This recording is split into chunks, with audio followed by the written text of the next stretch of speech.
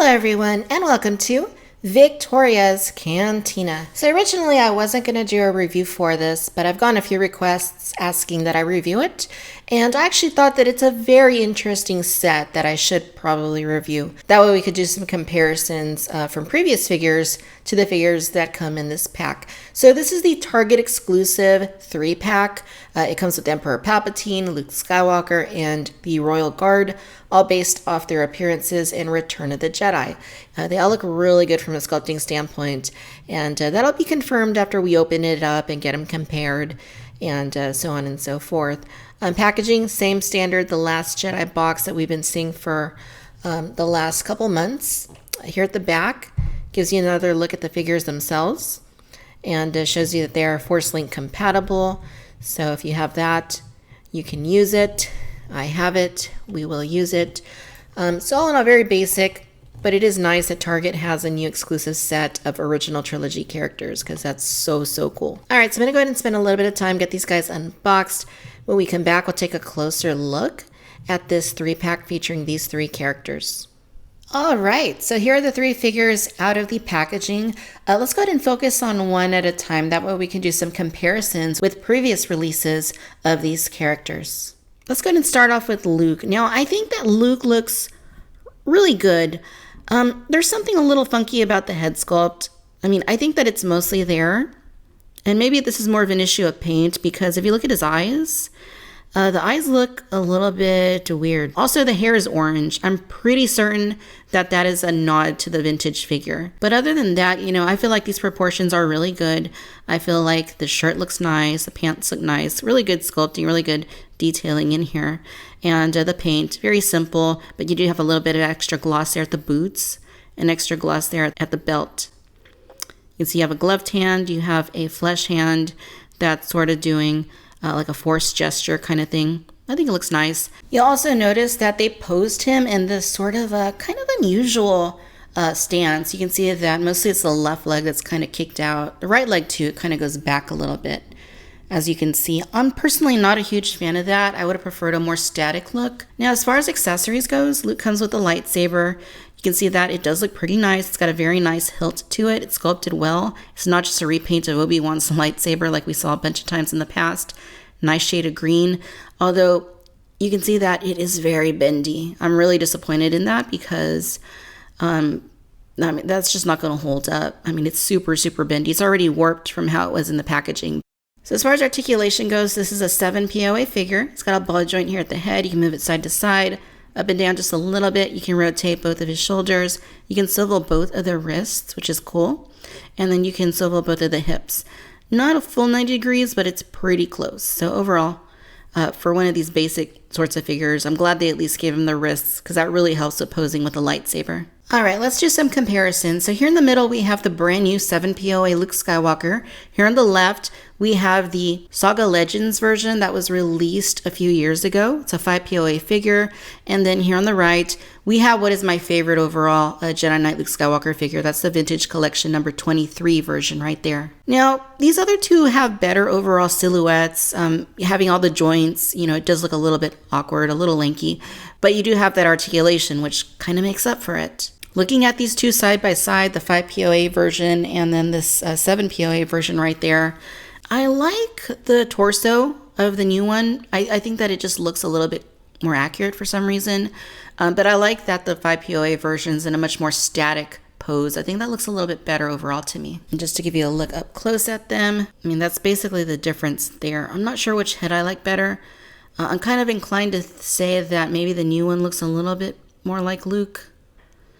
If so, it's very slight, but the hair color, obviously, you know, being the one thing that's really off and the eyes being uneven. Luke definitely doesn't have red hair or red eyebrows. So that's the biggest issue I have with this is that it just doesn't quite look like him. In that respect, I think this is a little closer to Luke's hair color and it has the more static pose. But overall, I think there's a little bit more detail to be seen in the costume on this figure. So looking at the Vintage Collection version next to the 7 POA version, I don't know. I mean, Hasbro never really gets the head right. And I think that's the biggest issue that I see here is that the head just looks a little strange. But the hair doesn't look bad. Hair doesn't look bad. But still, I don't know. It's really hard to say because I feel like this still isn't perfect. I feel like they still have a ways to go.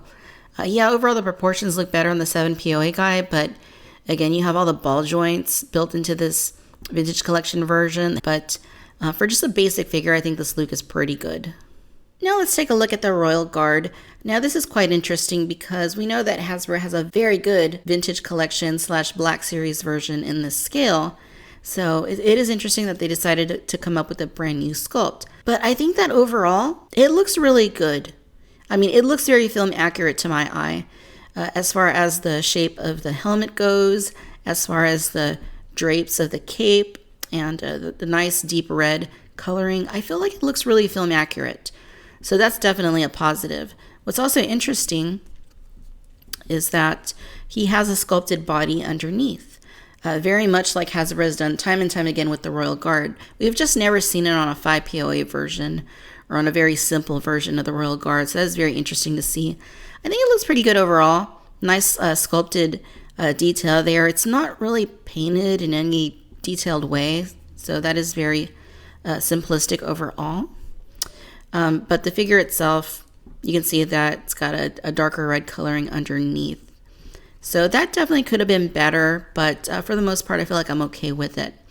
Now, you can't move his head because that is part of the overall cloak, but you can move the joints underneath. So that includes both of the shoulders. They move out like that. You can move both of his hips. So essentially, this is more of a 4 POA figure. So interesting, very interesting to see that. But again, it is very film accurate looking to me. And with the soft goods that the vintage collection version has, that's just hard to obtain on a figure like this. Now, as far as accessories go, we get this staff right here. It is a brand new sculpt, just like with Luke Skywalker, who had a brand new lightsaber sculpt, different from any of the previous releases. The Royal Guard also has a brand new sculpted staff. And it's very simple. You're not going to see different paint on it. It's basically just gray. And I think for the most part, it looks pretty good. So now let's do some comparisons. In the center, we have the brand new 7 POA Royal Guard. On the left, we have the 2002 Star Wars Saga version, which when I first saw the brand new one, photos of it early on, I thought looked very similar to that. And then we have the vintage collection / the Black Series version. Now, you will notice that the new one is kind of short, especially compared to these other two guards. He looks a little bit smaller. So I'm not digging that. But from a sheer screen accuracy position, I feel like it might actually take the cake, just from aesthetically looking the most film accurate. This older version from 2002 is a little too orangey. It just doesn't look quite as good. The drape of the cloak isn't quite as nice. And then the vintage collection version has a fantastic looking helmet, but the soft goods doesn't drape quite as nice as what we see in the film. It looks good and it's super articulated, but it's just not quite as film accurate, I don't think, as what we're seeing on the new one. All right, and finally, here's the figure that I think most of us were most interested in this set for, and that is Emperor Palpatine. It's been a really long time since Hasbro has done a straight up version of Emperor Palpatine from Return of the Jedi. In fact, you'd have to go all the way back to 2003. And no, I'm not kidding, it's been that long. Yeah, we've had other Emperor Palpatine figures, we've had other Chancellor Palpatine figures, but they've all been based around the prequels. Even figures that were repainted or repacked to represent Return of the Jedi Emperor Palpatine were actually from sculpts that were created for Revenge of the Sith. And then, yeah, in the Legacy Collection, we did have the hologram Emperor Palpatine, but that too was based on his appearance from the 1980 version of The Empire Strikes Back. Oh, gosh, look at this guy. He looks incredible. He looks absolutely incredible. Easily the best Emperor Palpatine that Kenner or Hasbro have ever done in this scale. I mean, just look at that. He looks superb. Fantastic. And I mean, just the sculpting is totally there. They nailed the likeness there. Now, the paint could be a little bit better. It could have maybe an extra wash, a little bit of extra detail, but the sculpt is completely there. Even the neck, I'm not sure how that's showing up on camera, but it's very nicely sculpted. You can see the wrinkles on the face. He's got the red Sith eyes. It just looks beautiful. I mean, calling the Emperor beautiful is kind of weird, but it does from a sculpting standpoint.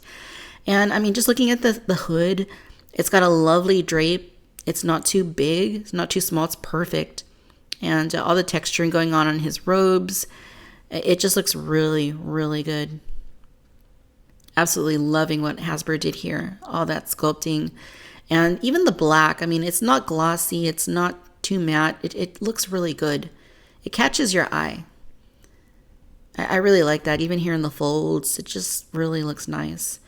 It's a little more glossy, I think, underneath the flowy robe thing. So that's kind of cool. You can see there's legs underneath there. So as far as the articulation goes, you can move his head independently of the hood. So that is interesting. You can move his head around a little bit like that. So I think that's on a ball joint, it seems like. Here at the shoulders, he does have those very unfortunate mushroom joints. Now, I recently got The Last Jedi Ben Kenobi that had the mushroom joints, and the arms were just falling off. It was really quite terrible. And then I got a second one, and it didn't really have that problem, but hopefully I don't have that same issue here. He does have swivels here at both of the wrists, and they're actually interchangeable. We'll look at the accessories in just a second. And then here for the hips, he can move his legs out like that. Full 90 degrees, you can see the sculpted leg in there. So that follows the same sort of formula Hasbro has been doing for a while now. There's the Force Link chip right there.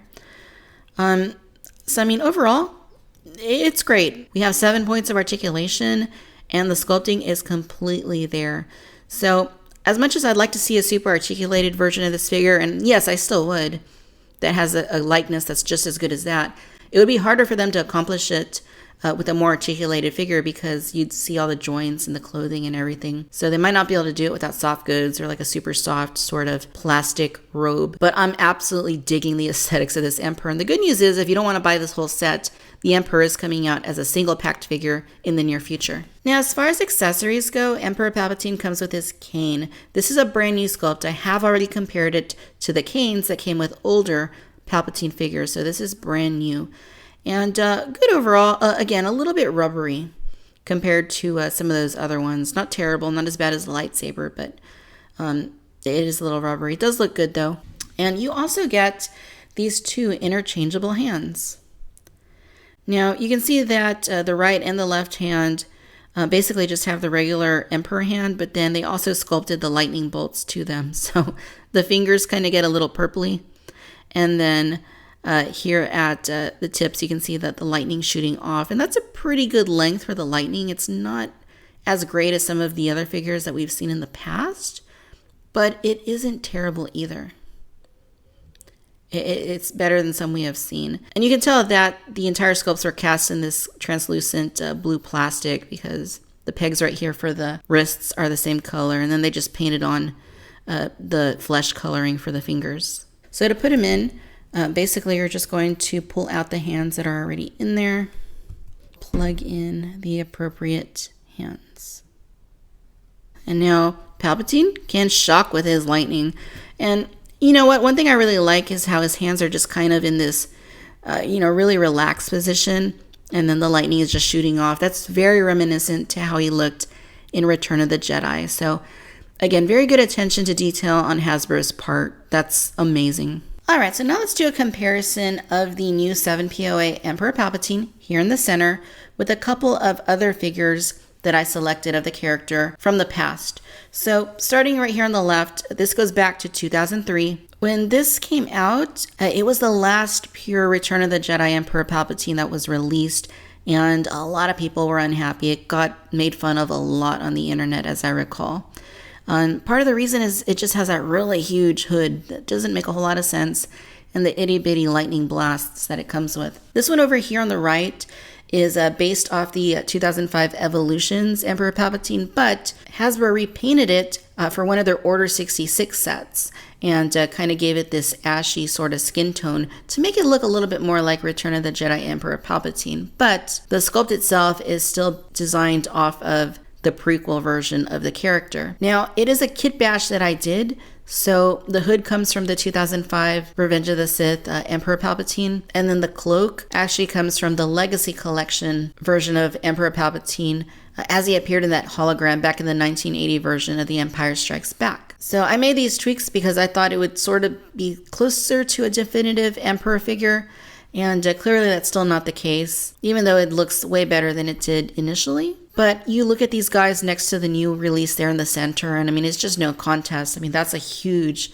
improvement over these previous releases. And just looking at them side by side, I mean, that oversized hood is just ridiculous. It's actually got a really nice head sculpt, but that totally becomes canceled out by this ridiculously sized hood. And yeah, I like my Kit Bash Emperor quite a bit, but I mean, from a sculpting standpoint, there's nothing in the past that comes close to what they accomplished with this new figure. I just think it's totally, totally awesome. All right, so now let's test this out with Force Link. Now, I'm not by any means a pro with this. In fact, I really get frustrated with it because I can't get it to work most of the time, but let's see if we can get it to do its thing with the Royal Guard. So if we move it faster, it should make more sounds. It doesn't. I don't know if I just don't angle it properly or what, but this just never seems to really work for me.